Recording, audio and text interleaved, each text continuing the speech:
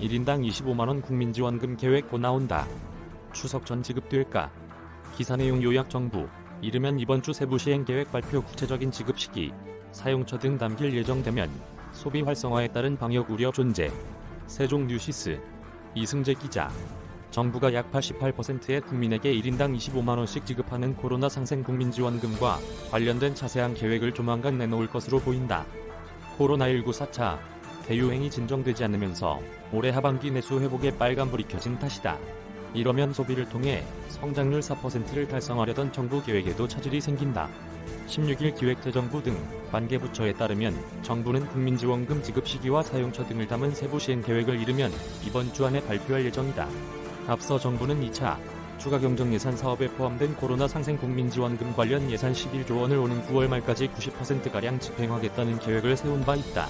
이는 코로나19 장기화로 침체된 내수 경기를 살리기 위해 소득 하위 80% 가구에 1인당 25만원씩 국민지원금을 주는 사업이다.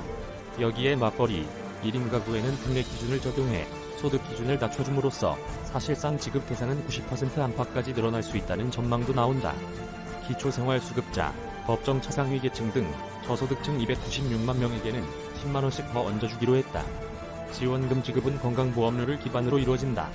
올해 6월분 건강보험료 합산액이 하위 80% 이하에 해당하면 지원금을 받는 시기다.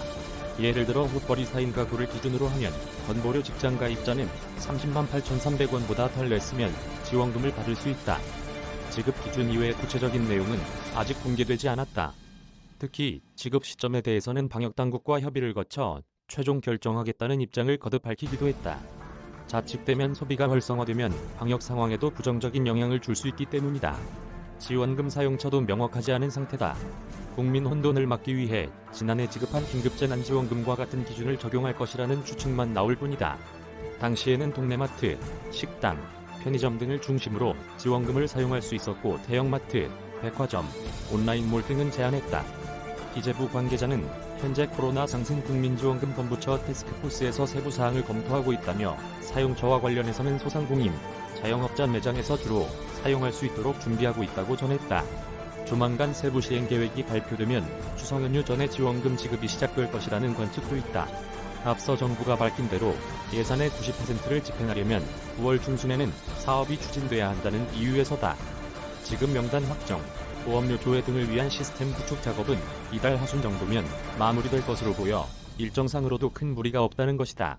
이는 소비 진작책 시행에 따른 방역 위험보다 코로나19 재유행으로 침체될 경기 상황이 더 심각하다는 쪽에 무게를 둔 움직임으로 해석할 수 있다. 실제로 지난달 소비자 심리지수는 103.1로 7.1포인트 빠지면서 7개월 만에 하락 전환한 바 있다.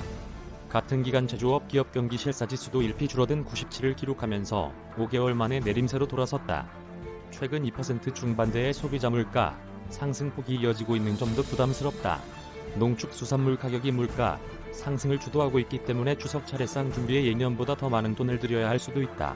이여건 기재부 1차관은 얼마 전 열린 물가관계차관회의에서 추석은 1년 중 소비자 물가 체감도가 가장 높은 시기로 추석 때 물가가 높으면 연간 물가가 높지 않더라도 국민이 느끼는 물가 수준은 높을 수밖에 없다며 성수품 등 주요 농축수산물 가격이 전년보다 낮은 수준에서 유지될 수 있도록 총력을 다할 것이라고 발언했다. 이메일 주소